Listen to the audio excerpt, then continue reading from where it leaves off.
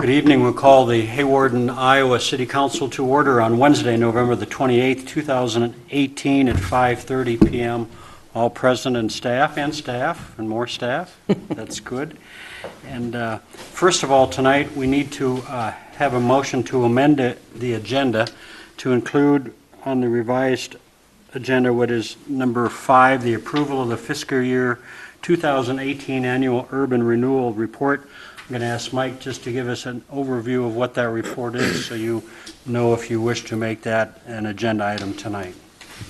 First of all, this was kind of an oversight on, we didn't realize we needed to have council approval before we submitted that report to the state. So we were going to go send it into the state, and the gentleman with the state said we need council approval first. So that's why we had to amend it. It needs to be in by the end of the week. And what it is it's how we spent our TIF dollars last year. And if you look through that, there's a lot of pages. There's only a couple that probably are very important, but if you'll look, you'll see we spent our TIF dollars on 16th Street, West 10th Street, the motel project, and the industrial park infrastructure. So they just like to make sure they know what you're spending your money on. Is there a motion to amend the agenda to include item number 5? So moved. Moved by Jen. Is there a second? Second. Seconded by Travis. All in favor of that motion, say aye. Aye. Aye. Those opposed. That'll be item number 5 on other agenda items. Standard agenda item number 1A is the approval of the November 14th, 2018 City Council meeting minutes. Those have been in your packet. Is there a motion for that approval? So moved. Moved by John. Is there a second? I'll second. Go ahead. Seconded by Jen. Thank you. Further questions? All in favor then of the November 14th, 2018 City Council meeting minutes, say aye. Aye. Those opposed? That passes 5-0. 1B is approval of claims for payment for November the 28th. We'll start, please, with Rob for questions. No question. Okay. We'll next go to Jen. No questions. John? None, thanks. Okay. Travis? None, thank you. Tim? No. Hearing no questions, I'd entertain a motion for approval of claims for payment. So moved. Moved by Tim. Is there a second? Second. Seconded by John. All in favor of claims for payment, say aye. Aye. Aye. Those opposed? That passes 5-0. Next standard agenda item is open business from the community. If you wish to address the council, this is your opportunity.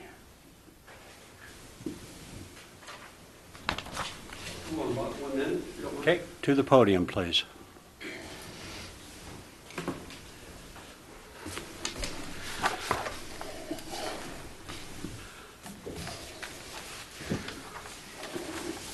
You catch your breath.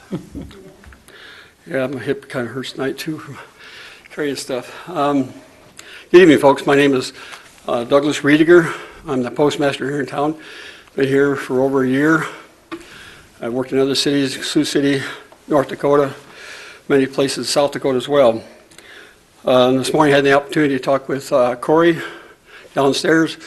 This past 15th or 16th of November, we had an event where our mail carrier, city carrier, had just delivered some mail on one side of the street, crossed over, was going to deliver mail on the other side, and the owner of one house let their numerous dogs out in the street, or out the front door anyway, and my carrier, used the property she's going to, screen door, to shield herself and use her bag to protect herself.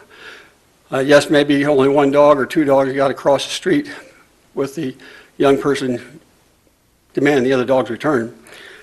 It brings it to a situation where we've had a number of events within our district. I'm part of the Hawkeye, which means my bosses are out in Des Moines. They've had 17 since November 1st.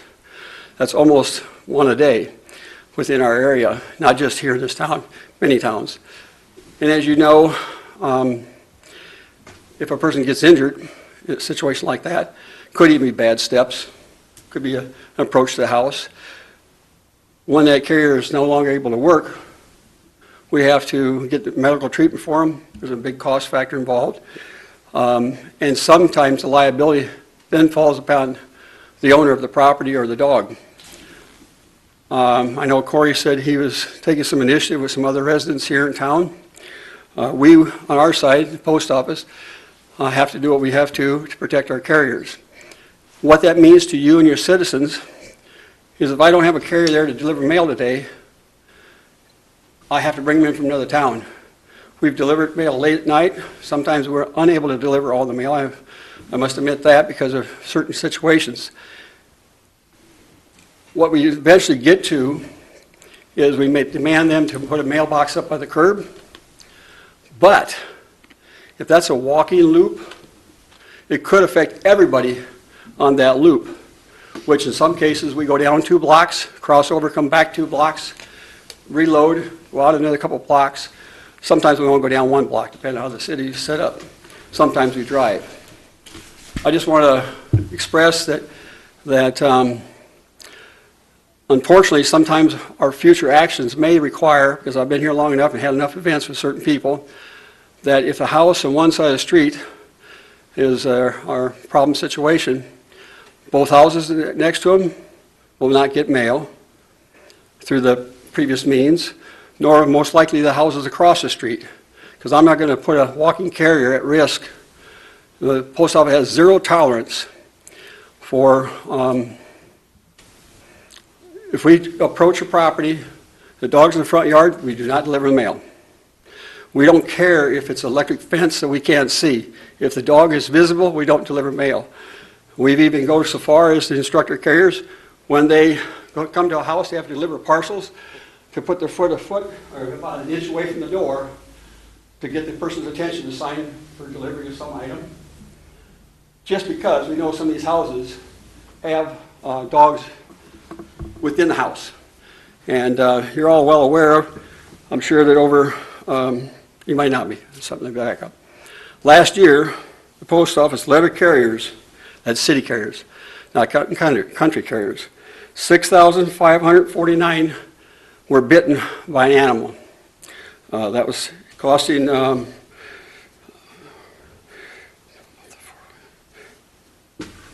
which means that we're talking about how many millions of people are infected, but I guess the key thing is I would hope that Corey's gotten some time maybe to continue pursuing some of the problem areas in town. He expressed one to me today. In fact, he even expressed to me how he was injured I think on the job probably, by a dog bite himself. So we take it very serious. And we are approaching in some family situations where they will have to rent a box down here at the post office. We're done. We're done with them, the next door neighbor. We may be, I have to look at that route, we may be done with the people across the street. They too will have to come down to the post office and rent a box. Now that's not so bad because it's a lock box. They have a key, 24 hours a day access to their mail. So in some cases, that might be better for people because that was the second thing I was going to bring up tonight. I'll come to that in a minute. But we're going to attempt to deliver the mail every day that we're scheduled to. We will maybe end up moving a lot of them to the curbside. And when we do that, we'll take that whole segment, that whole block or block and a half or however it turns out to be, to curbside, which obviously some neighboring residents might not appreciate it. I don't know, I guess I kind of defer maybe to some other one's judgment. When I approach that situation, do I advise the neighbors why, for, how come? In Sioux City we did. And I'm almost contemplating, I'm going to recheck that with my management. And if we just tell them that because of this situation, you people are affected. Now that doesn't mean they don't get their mail, it just means that somebody's got to put a box up. Now down in Akron, you folks maybe went through the town, they've gone to common delivery points. There may be 4 or 12 people's mailboxes on pedestals down there. It does many factors for them. It keeps consistent appearance in the neighborhood. it also keeps my carrier safe because they're in the vehicle most of the time. And that we require our carriers, for their safety, they carry with them a dog horn, dog spray. We obviously got our satchel, and we also have our thing we call a scanner. So if the dog's going to approach him, our carriers are not to back down. They're to stand their ground, they're to look at the dog, and most of the time the dog will just kind of, okay, I'll go somewhere else. And that pretty well takes care of it. But I know we have used the dog spray in town a couple times. We have definitely used the horn. One thing about dog spray, in some towns, some dogs, some breeds, they just become more sneaky. Next time they'll wait till they get back to the vehicle and they'll come around the vehicle the other way. So I just want to express that to you, that I don't want to take any current delivery mode away from somebody, but I do have a couple areas. He knows the addresses. I talked with him today. He shared with me one of his concerns. And I've been pretty informal and not letting the neighbors know that there might be a problem, but those days may be crossing over soon for certain people. We also, just for your information, we have what we call our stand-up talks. And in there, like I said, it advises us how to tell our carriers. And I had my carrier today write up the situation as a reminder to me what took place. The second thing I want to bring your attention, we're moving to the holiday season. You folks may or may not be aware of, last year there was random parcels when after they were delivered were not there anymore. When possibly the student got home from school, the parent got home from work, or the guardian became available. I've instructed my carriers this year, we must take the parcels out. We must go out there that first time, and if we can, we have confidence. I instruct them today, if you're not so sure about the vehicles, it seems like they're behind you two, three times, forget it. Leave the notice, bring the parcel up, bring it back to the truck, bring it back to the office. Some people have given us instruction what to do. Country folk definitely do. They're required to. City folk, we don't require that. But just want to let you know that we're going to be a lot more vigilant and tentative to items. We do not know the value of the items. It could be $2, it could be $14,000. I mean, there's been things we've delivered, we know there's high value because we can see it with the insurance, but we always can't tell that nowadays with the way things are set up. So we will be a little more proactive on trying to prevent walk-off parcels this year. And hopefully that will be more favorable to some of the customers. Unfortunately, they'll have to come down to the post office to get it, but that's what we're going to do. I could share with you that there's a thing called informed delivery. You can go ahead on USPS.com and sign up for it. There's two aspects of that. One, when we have a carrier going out and they're gone 1,000 feet beyond the building, it will send you an email giving you a prediction when that parcel is going to be delivered. But because we have to divide the routes up sometimes, those predictions are off a little bit. But at least you know you're going to get it should get it that day. The other thing that informed delivery could do for you, after we get done sorting the mail, approximately 8:30, it'll send you an email of what your letters look like you're going to get today. So as a business person or as an individual, if that's things that are important to you, you can look at it that way in lieu of having to come down to our office and say, or call us ahead of time before a carrier goes out and say, hey, am I going to get a letter today? So three things I just want to talk. Dog control, thank you very much.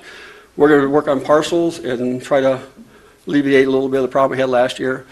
And the last one is just to share with you some personal knowledge about other services the post office provides. It's free service to know what's coming.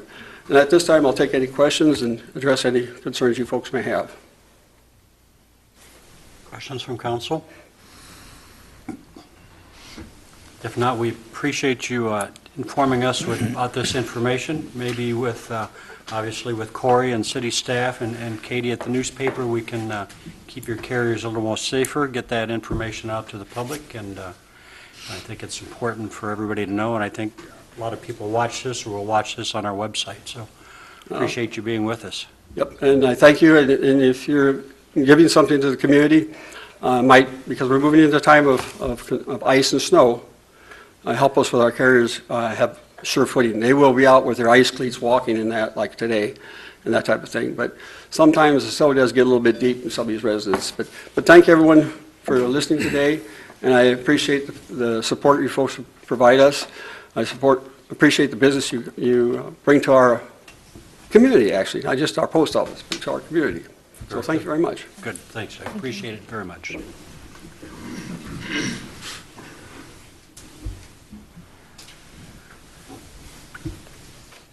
And we might need those ice cleats to get home tonight, perhaps. Next, we'll move on to the mayor's report. As we're making our way past the holiday of Thanksgiving, I wanted to give my thanks to a number of people. First, my thanks to our dedicated city staff. They work hard and represent our city very nicely. My thanks to our city council members. I appreciate all of the time and energy you put into serving our community. Hawarden has many people who volunteer their time and talents to help others and to make Hawarden a better place to live. Thank you for giving back to the community, and I encourage others to find a way to volunteer. Thanksgiving is a great time to reflect and give thanks for what we have and to also appreciate those around us. The holidays give everyone a chance to help others through the food bank, mitten trees, or monetary giving through the local charities, such as the Hawarden Community Hospital Foundation or the Hawarden Community Fund. So please help others this holiday season. As the weather changes, as Doug just alluded to, please slow down. You're driving in town, as the roads obviously today were getting more difficult to travel.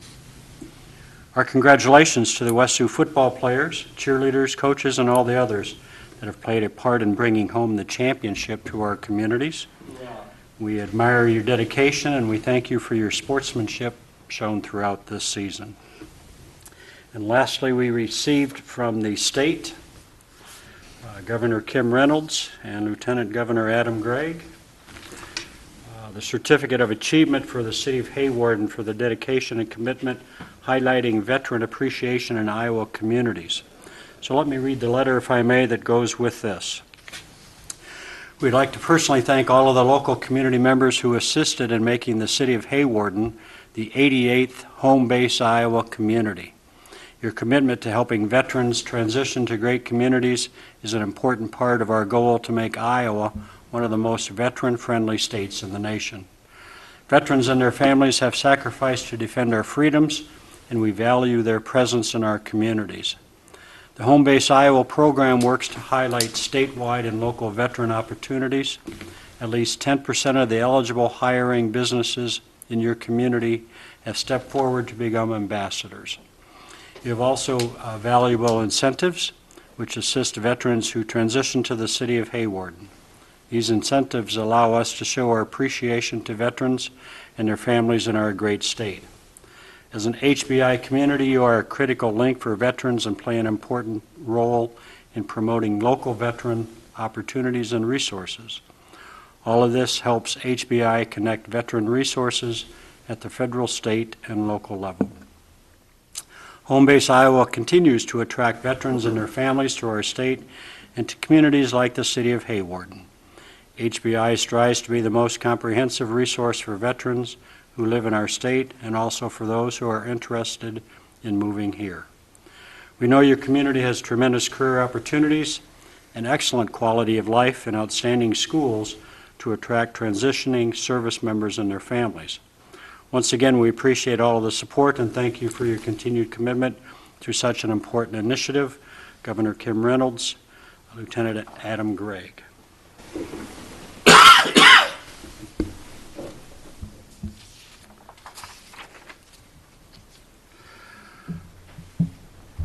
We'll move on then to staff reports, and we'll start over in the corner with someone new. Not you, Pam, obviously. Jacob, welcome. If you'd give us a little background and let us know who you are and what you're going. Well, my name is Jacob Stoner. I'm originally from Van Meter, Iowa. Grew up in Iowa, but kind of moved towards Lincoln for school. I'm in the Army Reserves, and then came out here. I graduated UNL in May, and then came here to take the financial officer position here. Pretty excited. Just moved into the community, so love every bit of it so far. Good, welcome. We're glad you're here. We're thankful you took the position. We'll get over being the Nebraska thing, that's okay? I don't like Nebraska Perfect. football, so Great, welcome. Welcome again. A double welcome. not an Oscar fan. Just kidding, of course. I know you and Pam have been working quite diligently together to transition into that position, learn all of the new software. How is all that going for you? It's going pretty good. The software is, I'm learning that pretty well. I'm learning the daily duties pretty well, and just kind of getting into the flow and understanding what needs to be going on. So everything's going pretty well so far. Great, I understand going maybe tomorrow, if the weather cooperates, to some type of training also? We're going to go to a budget workshop tomorrow, so. Good. And obviously, this council and myself and all of our staff take finances very seriously, so we appreciate your diligence in assisting us with understanding all of that and keeping us where we need to be. Thank you very much. Travis? I just want to bring to your attention, we had some maintenance issues with a couple of furnaces in the community center, and specifically the one above us. We need a new furnace and possibly another new furnace or just a heat exchanger. We're waiting to get a bid back for the whole unit to see which direction we need to go. We weren't expecting the ice today, forecasted for light snow, but the street crew was ready. They had sand already stockpiled with salt already mixed up, so they hit the streets pretty well today. And one last thing, our new transmission line, it's still in the design engineering phase. It's still continuing as planned. Their franchise documents are almost ready to be submitted, so.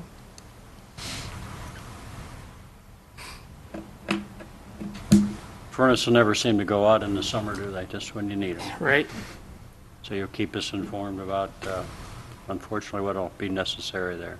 Yep. Okay, and thanks for the street crew for getting right on things today. Appreciate it very much. Mike? The only thing I have is Jacob, Pam, and I are going to the budget workshop tomorrow. It's an all-day workshop offered by the Iowa League of Cities, and so I'm sure we'll enjoy that. Well, Jacob's a number guy. He might enjoy it more than you. I'm sure he will. Some great legal advice from Mr. Pickner? No, I don't have anything tonight. Thanks for being with us. Corey, Chief of Police, please. Of course, I have a few things. One, apologize for not being here in the last meeting. I was down in Des Moines at the Academy for Firearms Instructor School. I was not stricken with the carbon monoxide poisoning, thank goodness. What a Thankful for that. tragic deal they had going on there. Completed that class and am now a certified firearms instructor in the state of Iowa. My plans with that, obviously, is to keep our staff right now qualifying at least twice a year, making sure they're proficient with their weapon systems, and it's something we can do in-house without having to farm out through either the county and schedule something with them, and it's just a lot harder to do it out of the city. This way we can do a lot of the different techniques and stuff right here in town. The second thing, I want to welcome Ryan LaRocco. He and his family are trying to find a place to get moved in here in Hawarden. He is our new full-time officer. He hails from the Merrill area. He was in the Navy here for the, I think, past 12, 15 years, something like that, and decided to come back to Iowa, and he has an associate's degree, and we're looking at getting him in through the short course academy as soon as the next one becomes available. So if you see him around, give him a welcome like you do everybody else, and he'll be happy to be here, as he already is. Other thing, we did get the other pickup in. That came in while I was actually down in Des Moines, so it worked itself out. And want to tell you, we dodged a bullet because I was concerned with that Tahoe about halfway down. She died on me. We got her back running, made it to the dealership, and didn't want to see it again. So it was a good deal. So that's done. Like Doug was talking earlier, fall is upon us, and for whatever reason, dogs, cats, animals, they just go crazy this time of year, just like they do when it starts to get nice out. We've been receiving so many calls about dogs at large. We try to get there. By the time we're there, they're clear on the other side of town already, and trying to corral them, get them caught, and taken to the appropriate places is very difficult. I've noticed that there's a lot of people that have dogs that aren't being as responsible as they should be to their pet. There's a couple different kennels that they know where they're getting out, and they just keep putting a Band-Aid on it, hoping that the dog's not going to get out. And sure enough, within 2 days, they're back out again. We're chasing them around. So I'm pleading to the residents here to try to be a little bit proactive with your pets. Make sure that they are contained. We don't have issues with the Postal Service. We don't have issues where we're trying to go out and catch them. It just is going to save you money from getting your dog out of the pound. It's going to save them from getting hit by a car or something bad happening to them, and the liability of somebody getting hurt too. Kind of want to go through the code quick because I know we've had a lot of questions with that as well.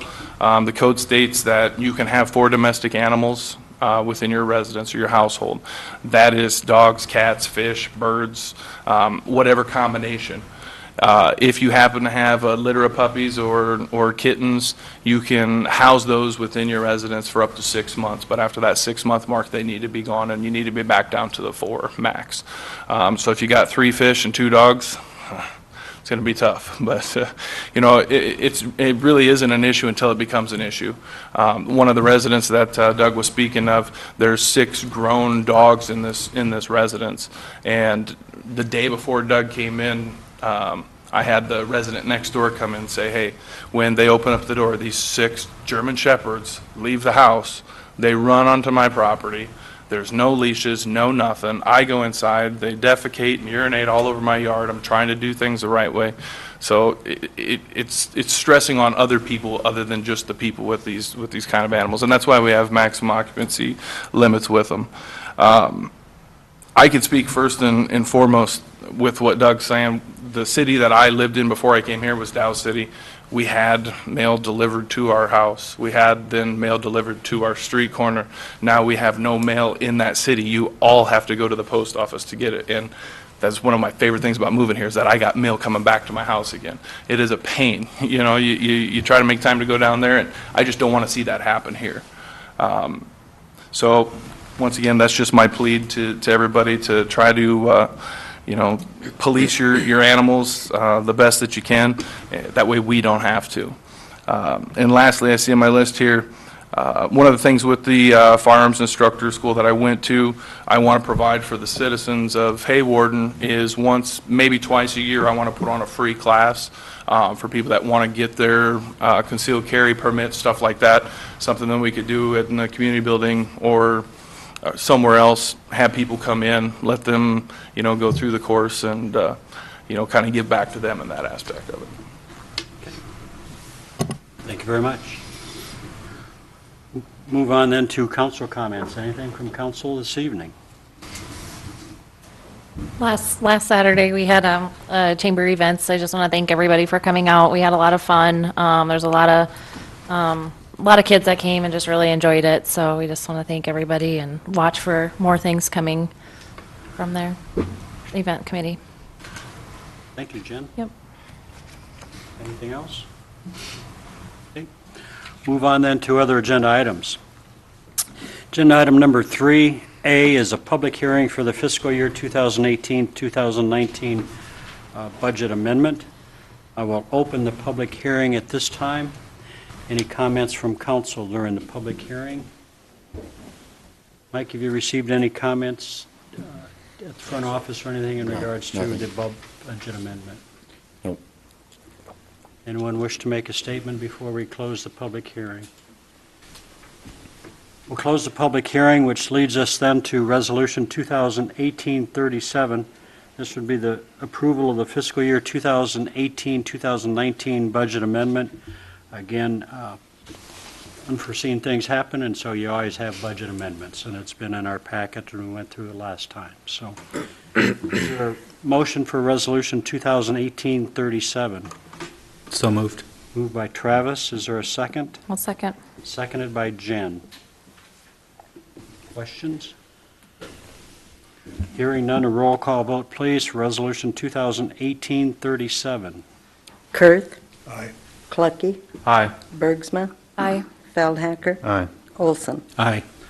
On a 5-0 roll call vote, Resolution 2018-37 passes. Agenda item number 4, authorizing the release of mortgage from InWeave Inc. at 823 Central Avenue. Give us just a little background with that, or Jim? And we've had a loan through our revolving loan fund for their business, and they've since paid off the loan. And so when they get a loan, we put a mortgage on their property, and this will release that mortgage. And in addition to that, we do have revolving loan fund money available for somebody seeking a little lower interest rate for a business or things like that. So if anybody knows of anything, or anybody that's listening is thinking about starting a business, adding on to their business or things like that, I would encourage them to get a hold of us. So moved. There's been a motion by Travis. Is there a second? Second. Seconded by John. The motion is to authorize the release of the mortgage from InWeave. All in favor of that motion, say aye.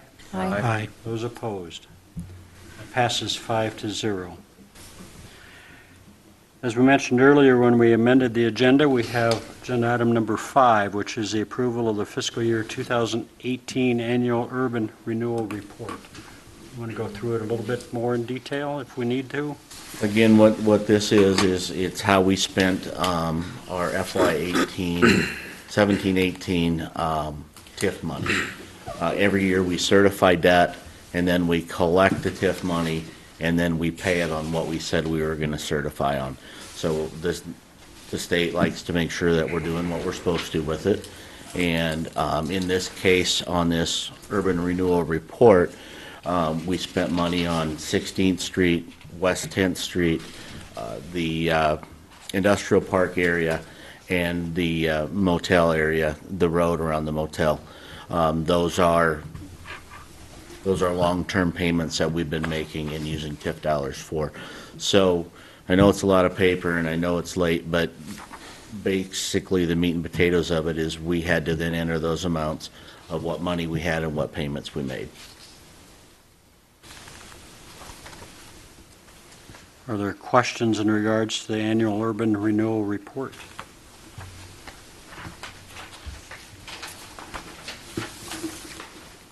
I'm thankful it's on the agenda, so I don't have to go to the big house. Is there a motion to approve the fiscal year 2018 annual urban renewal report? So moved. Moved by Tim. Is there a second? A second. Seconded by Jen. All in favor then of the approval of that report, say aye. Aye. Those opposed? It passes 5-0.